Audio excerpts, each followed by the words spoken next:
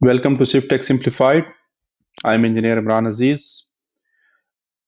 हम आज Pakistan public procurement regulatory authority rules, जिनको पीपीआरए रूल्स 2004 भी कहते हैं या पब्लिक प्रोक्योरमेंट रूल्स 2004, उसको डिस्कस कर रहे हैं। और under this main topic we are now discussing rule number 4। और रूल नंबर 4 जो है प्रिंसिपल्स ऑफ प्रोक्योरमेंट की बात करता है।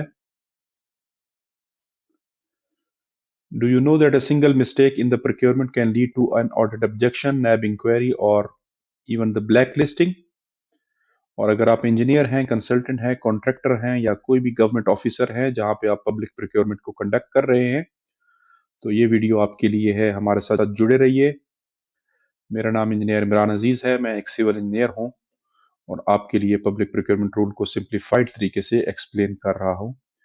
ये हमारा SwiftTech सिंप्लीफाइड एक काविश है जिसमें हमने सिविल इंजीनियरिंग के रिलेटेड काफ़ी सारे वीडियोस बना के अपलोड की है, ताकि ये material free of cost engineering community के लिए अवेलेबल हो और उनकी कैपेसिटी बिल्डिंग का सबब बने।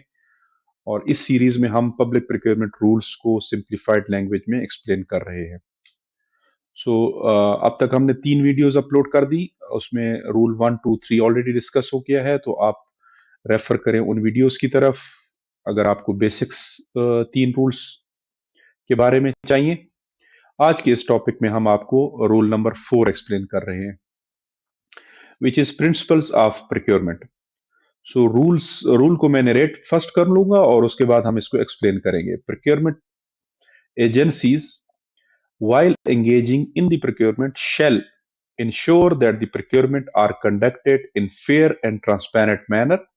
The object of the procurement brings value for money to the agency and the procurement process is efficient and economical.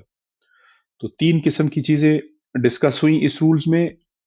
ये रूल अहाता करता है, ये एक मदर रूल है।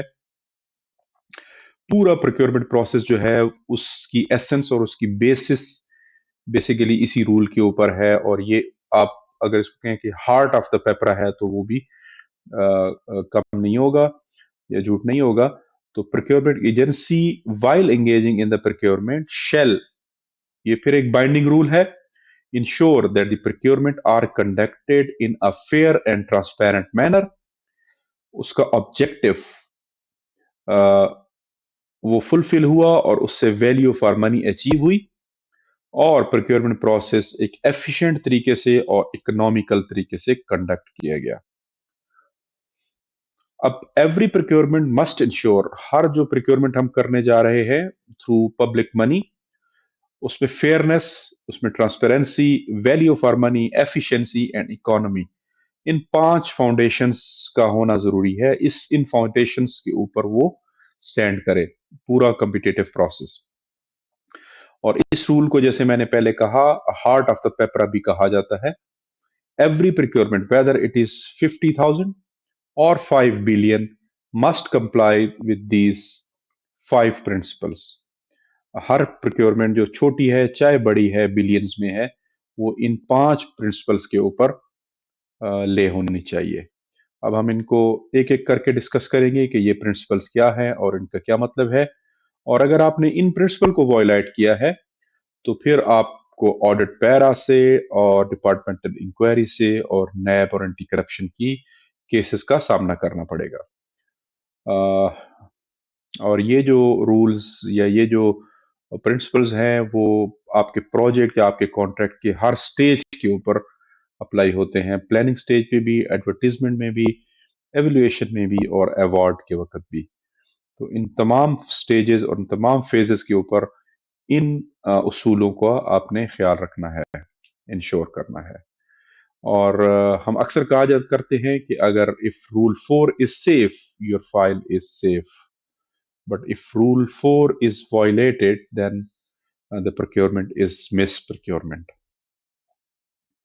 सो let's discuss this rule 4 in detail. Fairness, fairness का क्या मतलब है?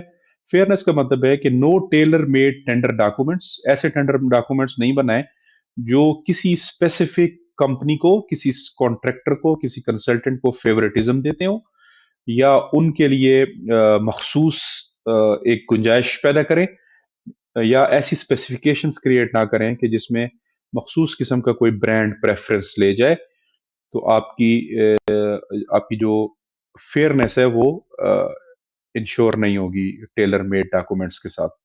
ایکول اپرچونٹی ٹو آل بیڈرز، تمام جتنے بھی ایلیجیبل بیڈرز ہیں ان کے لیے ایک اوپن اور ایکول اپرچونٹی کا فورم ہونا چاہیے۔ فیوریٹزم نہیں ہونی چاہیے، بائسنس نہیں ہونی چاہیے، کوئی برانڈ پریفرنسز مینشن نہیں ہونے چاہیے آپ کے بیڈنگ ڈاکومنٹس کے اندر، آپ کے ایڈورٹیزمنٹ کے اندر۔ آپ کسی کو ڈی بار کر کے یا کسی کو باہر رکھ کے یہ پروسیس نہ کریں۔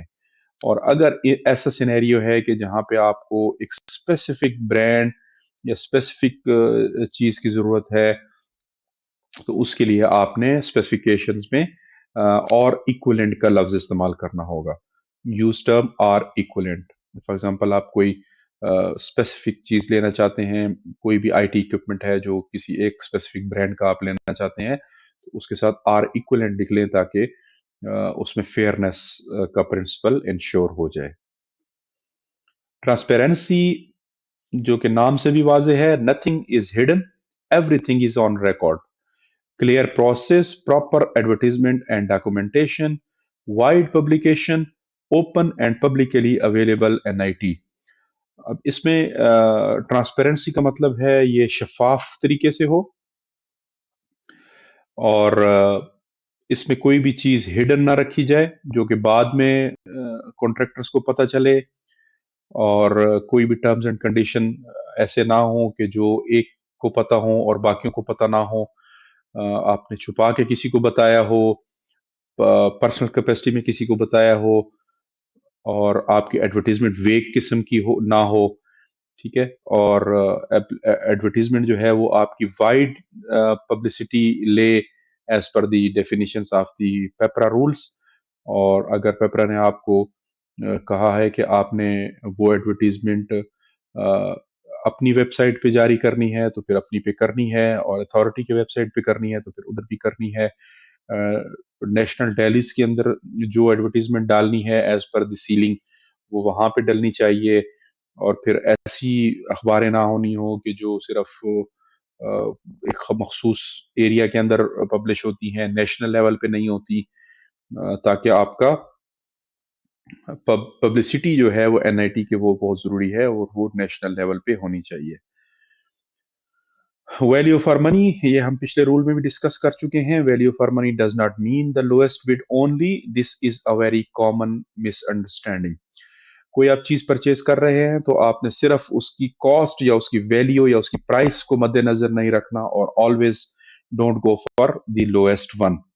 It should be the cost, it should be the quality, and it should be the time after sale service، اس کی پارٹس ملنا، اس کی ٹائم لائنز، ان تمام فیکٹرز کو مد نظر رکھتے ہوئے ویلیو فار منی کا احاطہ کیا جاتا ہے۔ کیونکہ public money single penny is justifiable, should be justifiable, اور آپ کی جو بڈ آپ سلیکٹ کر رہے ہیں تو وہ بیسٹ ایویلویٹڈ بڈ ہونی چاہیے یا موسٹ ایڈوانٹیجیس بڈ ہونی چاہیے، جس سے ویلیو فار منی اچیو ہو۔ جو آپ پبلک منی استعمال کر رہے ہیں وہ جس آبجیکٹیو اور جس مقصد کے لیے ہو رہی ہے اس کا 100% آبجیکٹیو اچیو ہونا چاہیے، کیونکہ یہ آپ کا ذاتی پیسہ نہیں ہے بلکہ قومی خزانے کا پیسہ ہے۔ تو اس لیے قومی خزانہ یہ تقاضا کرتا ہے، یا پیپرا یہ تقاضا کرتا ہے کہ آپ کی ایک تو پروکیورمنٹ جسٹیفائیڈ ہو، آپ کو جو چیز چاہیے وہی چیز آپ کو لینی چاہیے، نہ ہی اس سے زیادہ اسپیکس کی چیز آپ کو ضرورت نہیں ہے، اور آپ بہت مہان قسم کا ایک لیپ ٹاپ لینا چاہتے ہیں جبکہ اس کی ریکوائرمنٹ آپ کی نہیں ہے، اس پہ ڈیفینیٹلی کاسٹ زیادہ آئے گی، تو آپ وہ پیسے ضائع کریں گے۔ یا آپ کسی کیور قسم کا کام ہے اور آپ ایک کم ویلیو کی چیز لیتے ہیں صرف جسٹ ٹو سیو دا منی اور فنڈس، کہ آپ کہتے ہیں کہ جی زیادہ خرچہ نہیں کریں، اور آن دی ادر ہینڈ آپ کی سیکیورٹی یا آپ کی ریکوائرمنٹس فلفل نہیں ہوتی اس اکوپمنٹ سے، اور for certain period after certain period of time آپ کو پھر سے دوبارہ سے ایک اور پروکیورمنٹ کے اوپر جانا پڑتا ہے۔ تو یہ بھی ویلیو فار منی نہیں ہے، جہاں آپ نے صرف کاسٹ بچا لی جبکہ آپ نے اپنا ٹائم اور اپنے ریسورسز کا خیال نہیں رکھا۔ तो इन दोनों सिनेरियोज में जस्टिफिकेशन इज द एसेंस, और वो एक की चीज है जिसमें जो बेसिकली वैल्यू फॉर मनी को इंश्योर करेगा। एफिशिएंट होना चाहिए आपका process, means completing the procurement process on time. Procuring agency जो है, जो भी एडवर्टीजमेंट या जो भी टेंडर फ्लोट कर रही है, उसका एक सर्टेन बिड वैलिडिटी पीरियड होता है, तो उसमें नॉर्मली वो 90 डेज होता है, तो इस पीरियड के अंदर ही आपने अपना सारा प्रोसेस कंप्लीट करना है। So you should be efficient at every step of the procurement process। Right method adopt करना चाहिए एट राइट टाइम। अगर जरूरत है तो आप two stage in two envelope के ऊपर जाएं, अगर नहीं है तो आप ना जाएं। और अगर आपने एफिशिएंट तरीके से अपनी बिड एवेल्युएशंस को करें और अननेसेसरी डिलेज से बचें और स्केड्यूल को फॉलो करें जो आपने क्राइटेरिया के अंदर या बिडिंग डॉक्यूमेंट्स के अंदर मेंशन किया है। अवार्ड टाइम पे ऊपर करें ताकि आपकी बिड्स वैलिड रहें, बिड एक्सपायर ना हो। अक्सर औकात ये हमने देखा है बाद में बिडर्स वो कॉन्ट्रैक्ट या वो वर्क ऑर्डर एक्सेप्ट नहीं करता कि जी आपने मुझे वर्क ऑर्डर लेट इशू किया, आपने अपना प्रोसेस 90 डेज में नहीं किया, अब मैं ये एक्सेप्ट नहीं करता हूँ। और डिपार्टमेंट उसमें होता है कि जी हम तो अपना प्रोसेस कर रहे थे और अप्रूवल्स में था और ये था वो था, तो इस चक्कर में वो प्रोसेस फिर दोबारा से नए सिरे से करना पड़ता है। तो मतलब है कि प्रिंसिपल पेपरा ने इसीलिए बनाया है कि आपका सारा प्रोसेस एफिशिएंट तरीके से एग्जीक्यूट हो। और economy, yes, last but not the least, means आपका जो भी कॉन्ट्रैक्ट है वो विद इन बजट होना चाहिए और उसमें वेस्टेज नहीं होनी चाहिए। Avoid waste of public money और रीजनेबल स्पेसिफिकेशन और प्राइसिंग आपको इंश्योर करनी है या सर्कुलेट करनी है। इतनी हाई क्लास स्पेसिफिकेशंस भी ना हो जो आपकी रिक्वायरमेंट नहीं है या आपकी नीड नहीं है, जो आपको जरूरत नहीं है, और इतनी लो क्लास स्पेसिफिकेशंस भी ना हो कि फिर आपको उसके क्वालिटी इश्यूज फेस करने पड़े। तो आपका जो प्रोक्योरमेंट है वो वैल्यू फॉर मनी इंश्योर करे, फेयरनेस करे, ट्रांसपेरेंट हो, इकोनॉमिकल हो और एफिशिएंट हो।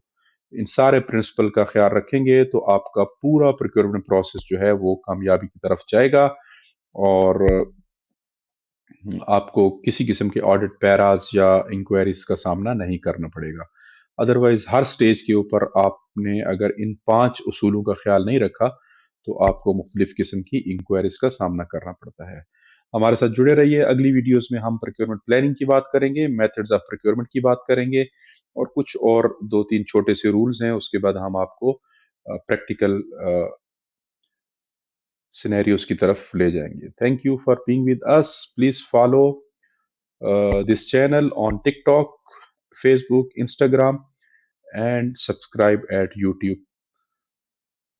Thank you very much and see you in the next video.